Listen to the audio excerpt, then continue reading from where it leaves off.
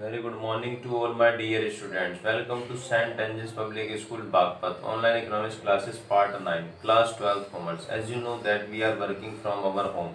So my dear student, today we will discuss chapter number 5, which is from macroeconomics book. As you know that in my previous video, we have already discussed what are the components of money supply. What are the components of money supply? You know that RBI has given 4 components of money supply. First is M1, and what is the formula of M1? Currency and coins with public plus demand deposit of commercial bank plus other deposit with RBI. And what second is M2? What is the formula of M2? M1 plus saving deposit of post office saving bank. And third is M3. What is the formula of M3? M1 plus net time deposit with commercial bank. And fourth is M4. And what is the formula of M4? M3 plus total deposit with post office saving bank excluding NSC. NSC means National Saving Certificates. We have already discussed M1, M2, M3 and M4. But today we will discuss this topic, means demand for money. Demand for money. Because you also know that we have already discussed important facts about measure of money supply. We have already discussed important facts about measures of money supply. And you know that M1 and M2 are known as narrow. Narrow means small money supply concept. Second is M3 and M4 are known as broader. Broader means large money supply concept.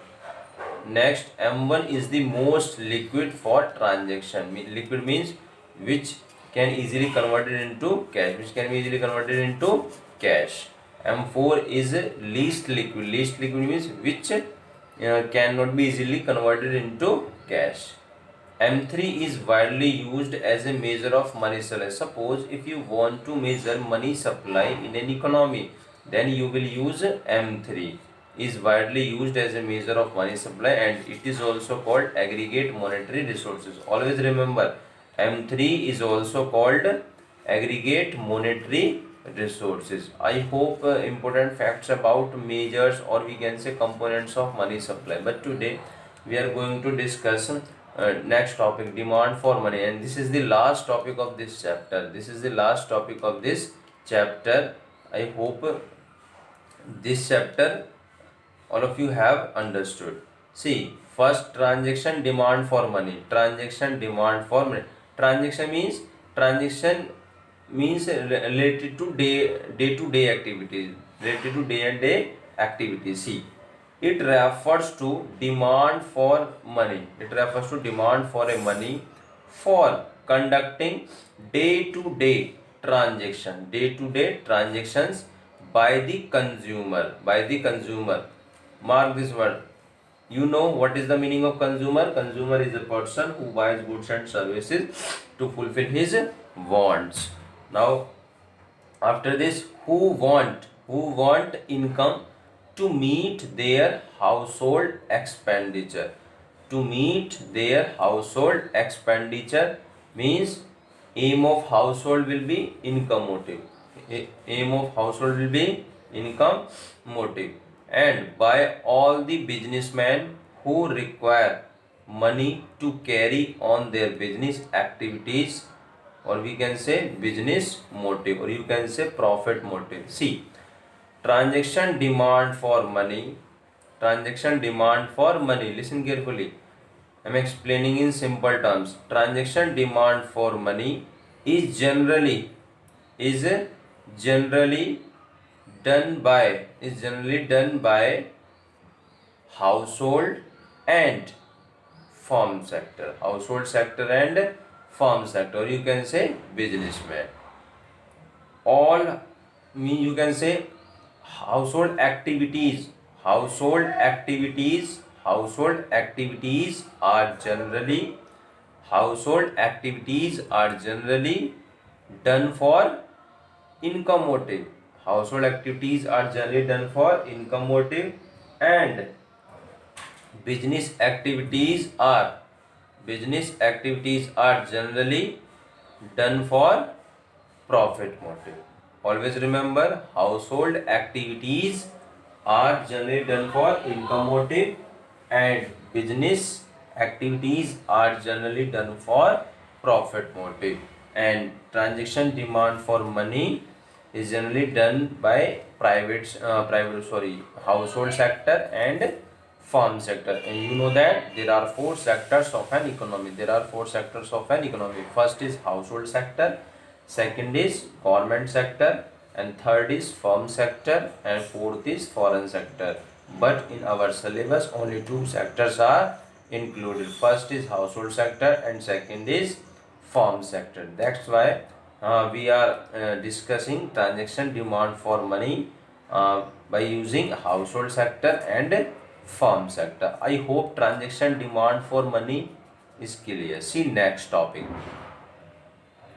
Precautionary demand for money. Precautionary means related to precaution, or you can say related to safety. Precautionary demand for money, it refers to the desire of people. To hold cash balances for unforeseen. Unforeseen means unexpected. Unexpected contingencies means unexpected, you can say unexpected conditions, unexpected contingencies, or you can say situation. People wish to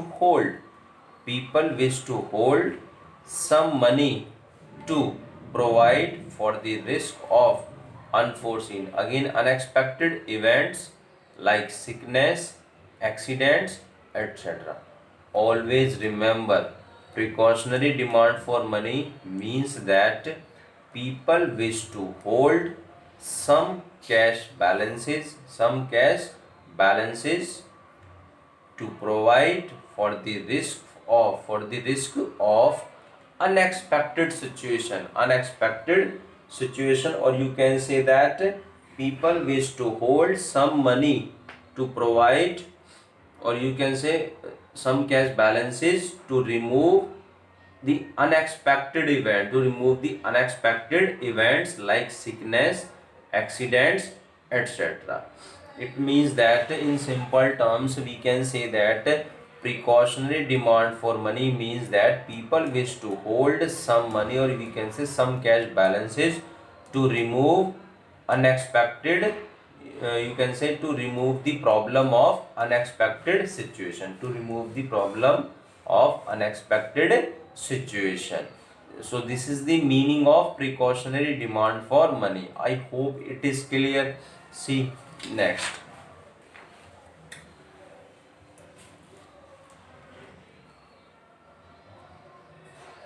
Higher the level of income, more will be the cash balance for contingencies.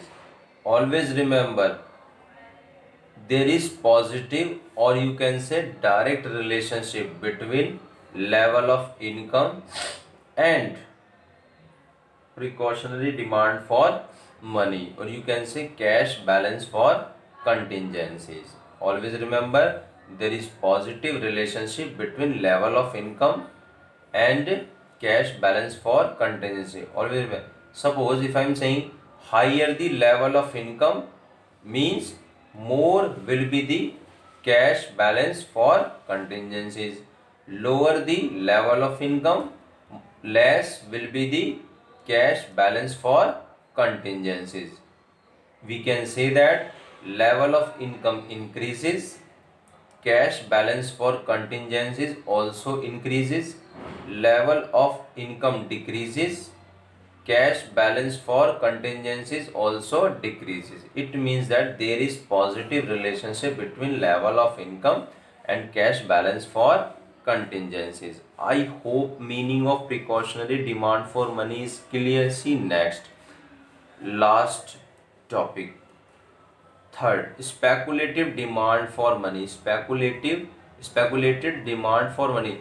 See, speculative means like sattebazi, speculative activities, sattebazi.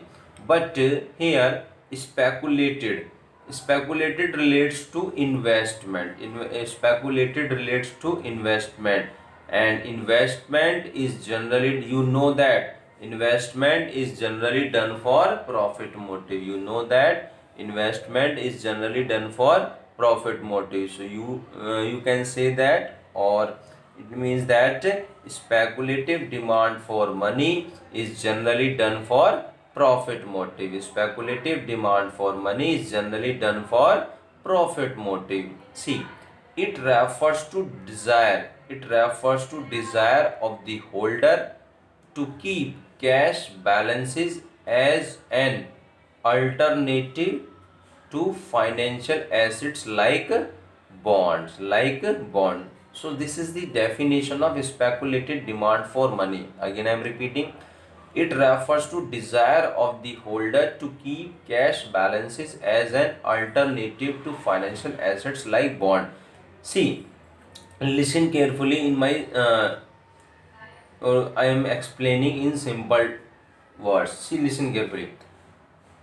Speculative demand for money. Speculative demand for money is generally done for, or we can say speculative demand for money means that people wish to hold, people wish to hold some cash balances, some cash balances to invest